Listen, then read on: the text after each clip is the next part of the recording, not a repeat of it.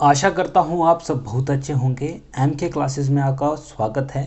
Science का MCQ हम कर रहे हैं, 7वां आज हमारा लेक्चर है। तो शुरू करते हैं अपना लेक्चर। और सबसे पहले एक कोट आपको बताता हूँ और साथ में नवरात्रे की आपको शुभकामनाएं। और रमज़ान भी आने वाले हैं तो उसकी भी। तो बहुत ही अच्छा वक्त ये चल रहा है और साथ में देखिए हम सब तैयारी में लगे हुए हैं। आपको मैं बता दूं, तैयारी तो हम करेंगे, आपको सीखने को बहुत कुछ मिलेगा, लेकिन साथ में ये है कि आपको घबराना नहीं है, टेंशन नहीं लेनी है, ठीक है। आपको बस अपना पढ़ाई पे पूरा ध्यान रखना है और बिना टेंशन लिए सब कुछ अपने ऊपर वाले के ऊपर सौंप दो, भगवान को सौंप दो कि जो भी रिज़ल्ट होगा वो ठीक है। चलिए शुरू करते हैं आज का लेक्चर। ऐसे ही आपको बता दिया थोड़ा सा आपको मोटिवेट करने के लिए, ताकि आप जो ये वीडियो है इनको पढ़िए, एकदम लाइटली होके पढ़िए, ठीक है, टेंशन लेके नहीं पढ़िए। तो पहला सवाल है आज का हमारा। एमसीक्यूज़ हमने अपनी सीरीज़ चलाई हुई है। पीडीएफ्स तो प्रोवाइड मैंने करवाई नहीं, लेकिन कोई नहीं, आ जाएंगी थोड़े दिनों में। लेकिन आप वीडियोस देखिए और इनको नोट डाउन कर दीजिए, पीडीएफ की ज़रूरत पड़ेगी नहीं। एम के क्लासेस से हमारा टेलीग्राम ग्रुप है, आप वहाँ पे देख सकते हैं। और फेसबुक को, इंस्टाग्राम पे भी शायद हम अभी आ चुके हैं, तो आप वहाँ भी हमें फॉलो कर सकते हैं, आपकी मर्ज़ी है। चलिए शुरू करते हैं आज का सवाल। Atoms of an element different from those of all other element in. जो एटम होते हैं वो क्या होते हैं, डिफरेंट होते हैं, अलग एलिमेंट के एटम्स डिफरेंट होते हैं। तो उनमें क्या खासियत होती है, देखिए, जो एटम्स होते हैं उनका एटॉमिक नंबर डिफरेंट होता है और इलेक्ट्रॉनिक कॉन्फ़िगरेशन डिफरेंट होती है। तो जो भी हमारे अलग अलग एलिमेंट्स होते हैं उनका जो एटम्स होते हैं उनका एटॉमिक नंबर एक तो अलग होता है, अगर एटॉमिक नंबर अलग होगा तो इलेक्ट्रॉनिक कॉन्फ़िगरेशन अलग होती है। तो ये डिफरेंस आता है हर एक अलग अलग एटम के, अलग अलग एलिमेंट के एटम के। चलिए अगला सवाल है, nuclear fusion is caused by the impact of. जो न्यूक्लियर फ्यूजन है वो किसकी वजह से होती है? देखिए, न्यूक्लियर फ्यूजन है वो होती है न्यूट्रॉन्स की वजह से। न्यूट्रॉन को हम क्या करते हैं, उनको लाइटर पार्टिकल में कन्वर्ट करते हैं, छोटी न्यूक्लाई में उनको कन्वर्ट करते हैं।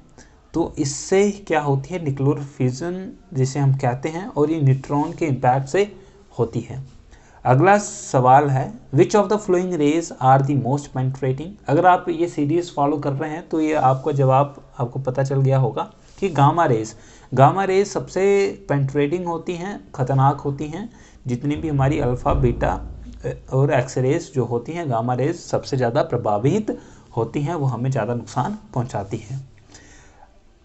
फिर अगला सवाल है, how many colours the sunlight spectrum has. तो एक सनलाइट है ना, जो सनलाइट स्पेक्ट्रम होता है उसमें कितने कलर्स होते हैं?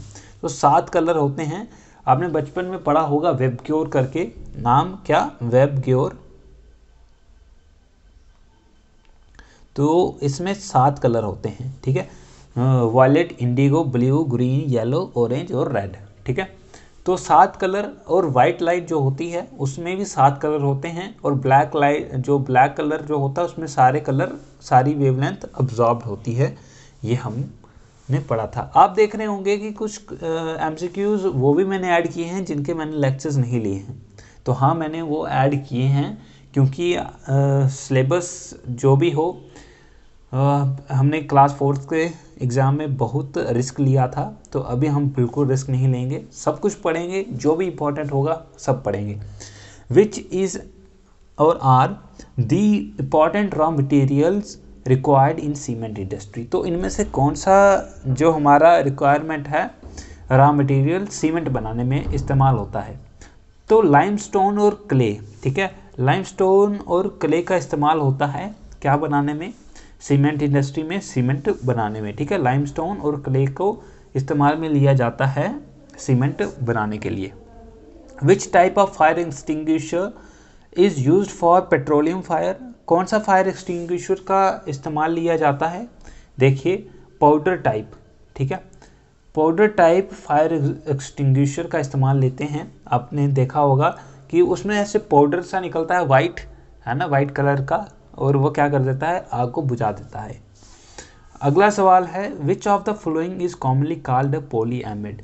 पॉलीएमिड कॉमनली किसे कहते हैं? देखिए, नायलॉन को पॉलीएमिड कहते हैं क्योंकि अगर ये बनता है चेन होती है, ठीक है, चेन होती है जिसको पॉली कहते हैं, और एमिड करके इनका केमिकल होता है तो इसको पॉलीएमिड कहते हैं, नायलॉन को कहते हैं, ठीक है। Epoxy are used as, epoxy कहाँ यूज़ होती है? इपॉक्सी एडहेसिव्स में इस्तेमाल में ली जाती है, चिपकाने के लिए काम में ली जाती है, प्लास्टिक के मटेरियल, पेंट, है ना, और जो प्रेमर, सीलर्स, जो सब चीज़ें होती हैं ये इपॉक्सी से बनती हैं, और ये एडहेसिव्स होती है, चिपकाने के काम में अक्सर ली जाती है इपॉक्सी। अगला सवाल है detergents used for cleaning clothes and utensils contain. देखिए, जो डिटर्जेंट्स होते हैं जो हम अपने घरों में इस्तेमाल करते हैं अपने कपड़े और बर्तन साफ़ करने के लिए, तो उनमें क्या होता है? बाइकार्बोनेट होता है, 20 सुम्थेट्स होती हैं, सल्फोनेट्स होते हैं कि नाइट्रेट्स होती हैं? तो जो हमारे पास डिटर्जेंट्स होती हैं उनमें होते हैं सल्फोनेट्स। क्या होते हैं? सल्फोनेट। और सोडियम साल्ट जो कि लॉन्ग चेन होती है बेंजीन सल्फोनिक एसिड की, जो कि क्या करती है, सल्फोनेट होते हैं। और ये डिटर्जेंट आपको मालूम है इनका काम क्या है, साफ करना, ठीक है। Which of the following is use for moving air bubbles from glass during its manufacturing. तो जब ग्लास की मैन्युफैक्चरिंग होती है तो एयर बबल्स क्या करते हैं, रिमूव करने पड़ते हैं, ठीक है, ग्लास से। तो क्या इस्तेमाल में लिया जाता है एयर बबल्स को रिमूव करने के लिए? तो तब उसमें यूज़ करते हैं आर्सेनियस ऑक्साइड को। आर्सेनियस ऑक्साइड को यूज़ करते हैं जो ग्लास होते हैं उनमें से एयर बबल्स को निकालने के लिए। विच of the following is a protein. इनमें से प्रोटीन क्या है? देखिए, जो नेचुरल रबर होता है वो प्रोटीन होता है। स्टार्च, सेलुलोज, इनमें से कोई भी प्रोटीन नहीं है। नेचुरल रबर जो हम अपने रबर जो इस्तेमाल में लेते हैं, टायर में इस्तेमाल होता है, वही रबर क्या होता है, ये एक प्रोटीन होता है, ठीक है। अगला सवाल है would is the main raw material for manufacture of. तो कहाँ द वुड क्या है कि मेन रॉ मटेरियल है? देखिए, पेंट में तो वुड का कोई काम नहीं है, इंक में भी नहीं है, गन पाउडर में नहीं है, तो आसान सा सवाल है, पेपर इसका आंसर है। Rayon is chemically, rayon chemically क्या है, ठीक है, रेयोन केमिकली क्या है, सेलुलोज है, ठीक है, सेलुलोज। अब सेलुलोज क्या होती है, कहाँ पे होता है सेलुलोज, ये कमेंट सेक्शन में आप बताना मुझे कि सेलुलोज कहाँ होता है, ठीक है। Optical fibre are mainly use for which of the following. Optical fibre इनमें से कहाँ यूज़ होती हैं, ठीक है, कम्युनिकेशन के लिए यूज़ होती हैं, हम सबको मालूम है।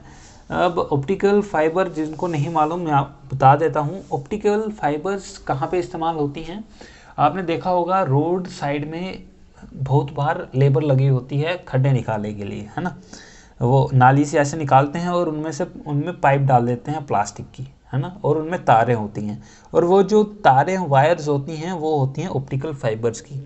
ये क्या करते हैं, लाइट को ट्रांसमिट करते हैं, ठीक है। ऑप्टिकल फाइबर लाइट को ट्रांसमिट करने में इस्तेमाल में ली जाती है, और इंटरनेट, है ना, या और कम्युनिकेशन की दूसरी जो सर्विसेज इस्तेमाल में लेते हैं, तो वो बहुत ही स्ट्रॉन्ग बैंडविड्थ उसके बीच से निकाली जा सकती है। और ये टोटल रिफ्रैक्टिव इंडेक्स जो होता है इसका बहुत हाई होता है, जिसकी वजह से रिफ्लेक्शन एंड टू एंड जहाँ तक इसको पहुँचाना हो वहाँ तक जाती है। तो ऑप्टिकल फाइबर कम्युनिकेशन के लिए इस्तेमाल में ली जाती है, अब आपको कभी नहीं भूलेगा। The major ingredient of leather is. अब जो लेदर है उसमें सबसे ज़्यादा चीज़ क्या होती है, देखिए लेदर में होता है कैलोजन। अब कैलोजन क्या चीज़ है, देखिए पहले तो लेदर फ्लेक्सिबल होता है ना, और ये एनिमल की स्किन से बना होता है, ठीक है। और एनिमल की स्किन क्या है, कैलोजन स्किन में होती है कैलोजन। कैलोजन एक मतलब सेल होते हैं जो कि रिस्पॉन्सिबल होते हैं हमारी स्किन को फ्लेक्सिबल और कलरफुल रखने के लिए, ठीक है। तो जो ये कैलोजन है ये क्या करते हैं, क्योंकि ये फ्लेक्सिबल है, लेदर है, तो ज़्यादा ड्यूरेबल भी होएगा, ठीक है। तो कैलोजन होता है लेदर में। अगला सवाल है what are the soaps. Soaps क्या हैं? देखिए सोप क्या है, साल्ट होते हैं जो कि सफाई के लिए है ना, क्लीनिजिंग एजेंट की तरह काम करते हैं, जो कि साफ़ करने के लिए। लुब्रिकेंट प्रोडक्ट बनाए जाते हैं सोप से। लुब्रिकेंट मतलब कि जो फिसलाहन पैदा करते हैं और उसके लिए इस्तेमाल करते हैं सोप को। तो हमारा जवाब है, और ये बनते किससे हैं? सोडियम पोटेशियम के जो साल्ट होते हैं फैटी एसिड के, उससे ये बनते हैं।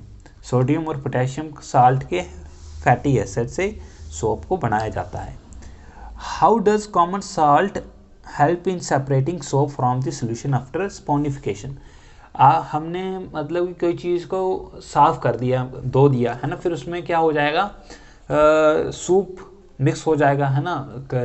डिटर्जेंट से अगर हम कपड़े धोएं तो डिटर्जेंट पानी में मिक्स हो जाता है। तो हम किसको इस्तेमाल में लेके हम सोप को निकाल सकते हैं या उसको अलग कर सकते हैं? तो सोप को हम निकाल सकते हैं किससे? By adding salt in it, ठीक है। साल्ट डालेंगे, ठीक है, तो उससे क्या होगा, सॉल्युबिलिटी जो होगी सोप की वो हो जाएगी कम। जब सोप की सॉल्युबिलिटी कम होगी तो ऑटोमेटिकली वो अलग हो जाएगा पानी से, या जिसमें भी किसी भी लिक्विड में हमने उसको डाला हुआ है। अगला सवाल है in vulcanization natural rubber is heated with. Vulcanization में क्या होता है, नेचुरल रबर किससे हीट किया जाता है? तो सल्फर से हीट किया जाता है। 140 to 160 डिग्री सेल्सियस के टेम्परेचर पे उसको क्या किया जाता है, हीट किया जाता है। इससे होता क्या है, इलास्टिसिटी बढ़ जाती है, रेजिलियंस बढ़ जाती है, और टेंसाइल स्ट्रेंथ बहुत ज़्यादा बढ़ जाती है रबड़ की। और विस्कोसिटी, हार्डनेस, वेदर रेजिस्टेंस, ये सारी प्रॉपर्टीज़ आ जाती हैं जब सल्फ़र को क्या करते हैं हम, नेचुरल रबर को हीट करते हैं सल्फ़र के साथ। ये सारी प्रॉपर्टीज़ बढ़ जाती हैं किसमें, रबड़ में, और रबड़ और ज़्यादा अच्छा हो जाता है। तो अगला सवाल है deep blue colour is imparted to glass by the presence of. जो डीप ब्लू कलर होता है ग्लास में, तो उसको किससे निकाला जाता है? देखिए जो डीप ब्लू कलर होता है वो क्लोरेंट जो कि इस्तेमाल में लिए जाते हैं कोबाल्ट ऑक्साइड, ठीक है। कोबाल्ट ऑक्साइड से क्या करते हैं, डीप ब्लू कलर जो होता है उसको निकालने में हेल्प मिलती है कोबाल्ट ऑक्साइड से। अच्छा अगला सवाल है glass is made of mixture of. तो ग्लास किस किस से बनते हैं? देखिए जो ग्लास होते हैं वो सैंड और सिलिकेट से बनते हैं। किससे बनते हैं? सैंड और सिलिकेट से। तो ये थे हमारे सवाल। इधर लेवल बहुत ज़्यादा हाई था, ठीक है। आपको आधे से क्वेश्चन तो आपको दिमाग में आएंगे, मतलब कि इनको पता भी नहीं होगा कि ये क्या चीज़ है। तो बस इतने अभी हम ये करेंगे, और अब फिर से मॉडरेट लेवल से क्वेश्चन स्टार्ट करेंगे और फिर हाई लेवल तक जाएंगे अगले सेक्शन में। 2 सेक्शंस हमने कंप्लीट कर ली। अगर आपको हमारी वीडियोस अच्छी लगती हैं, अगर चैनल को सब्सक्राइब नहीं किया तो कर लीजिए, यही हमारी मोटिवेशन है। लाइक कर सकते हैं, जिससे हमें मोटिवेशन मिलती है। और ध्यान रहे पेपर की तैयारी करो लेकिन टेंशन नहीं लेनी है, ठीक है। टेंशन लोगे तो तैयारी जो कर रहे हो वो भी भूल जाएगा, ठीक है। तो आराम से करो, पक्का सिलेक्शन होगा। धन्यवाद।